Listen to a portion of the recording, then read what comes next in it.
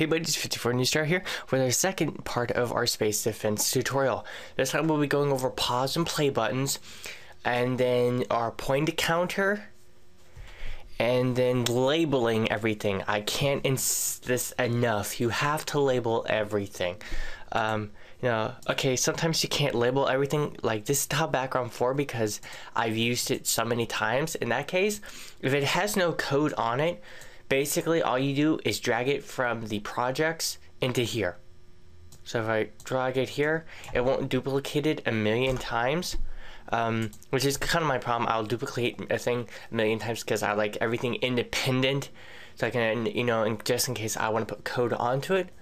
But if you're not ever going to put any code on any background objects, which I highly suggest you kind of don't, you have like an empty or a box off screen with some code, then you take you just drag from the projects folder and put your background there.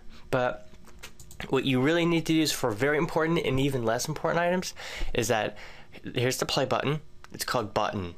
Here's a play text, it's called play, and then this is space background, and then space background 2, and then level 1, and then level 3 has green enemy player.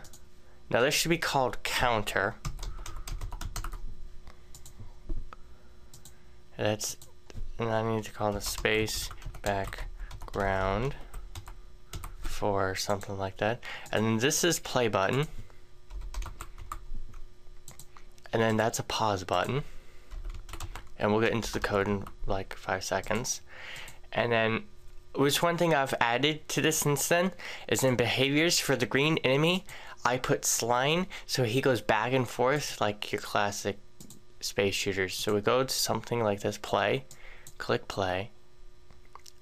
level 1, and then we can go back and forth, but notice how we're also stuck in this, and then we can shoot, and then boom, we got 1 point.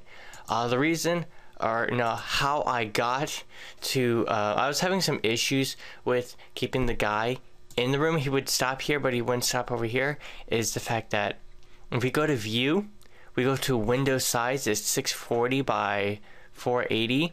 I went into layout size, because if you look over here, the layout is actually pretty large, but over here the layout is exactly 640 by 480 in the viewing size. So that's actually something that you need to do, unless you just want to put like a long empty brick here on the side, just out of the camera side view, and set it as solid so that the guy cannot get past it. So let's just get right into the code.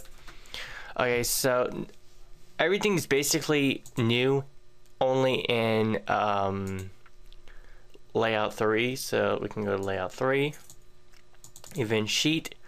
So okay, let's get to we need to delete those so I don't get mixed up.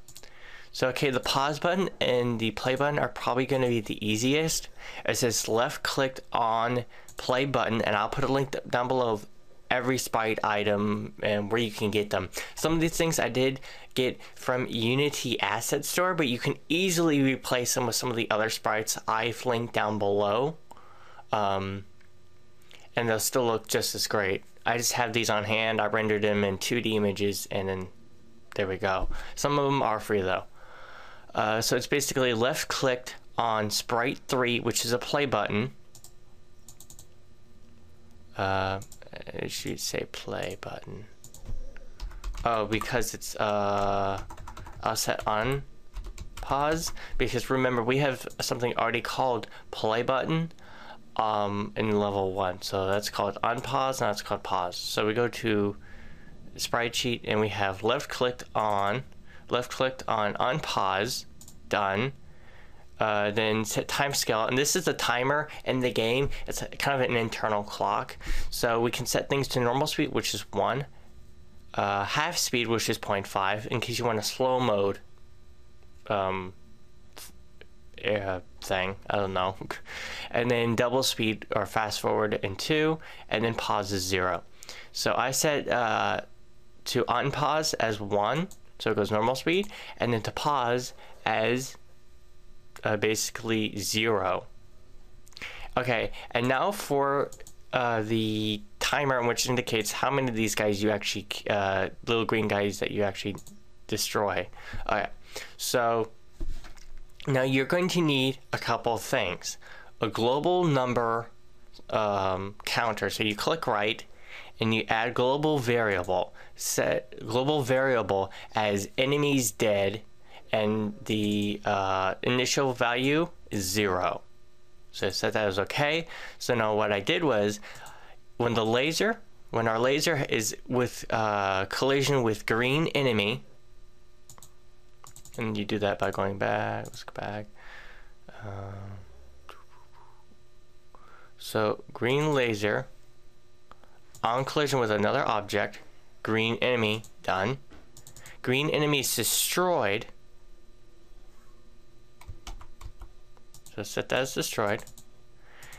Okay, now we're going to do something. We're going to go into System, Add to, Enemies Dead, Initial Value 1. And then set, now because we have this item in a text box, remember you have to add a text box and name it counter. Enter the text to set the objects to count to. So enemies dead. And it's going to actually say something like this. With quotations, you do not want quotations. You just want enemies dead. So delete the quotations and then paste enemies dead. Or whatever you have named for the global variable. On right arrow pressed, okay, that's just basically moving it left and right. And then that's basically it.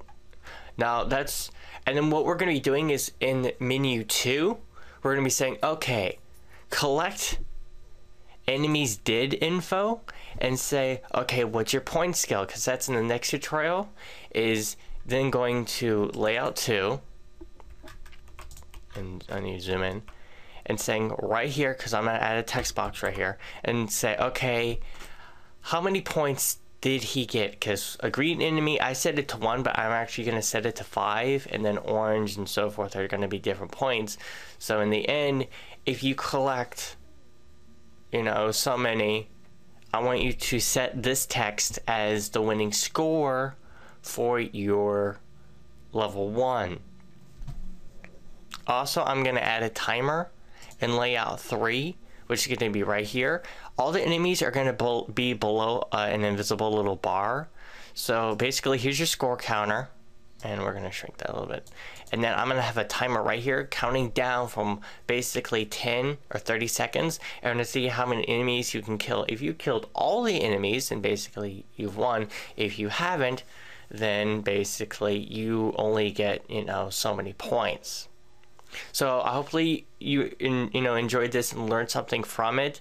I'm going to upload this construct2 file, and so you guys can download it. This may not have as much information as my usual tutorials, just because this one deals with a little bit more, you know, counting variables, and I have like tests coming up and I have limited time, so I've been trying to put it into bite-sized pieces so you guys can build it together, have something ready, and then you can just, you know, add the next part to it.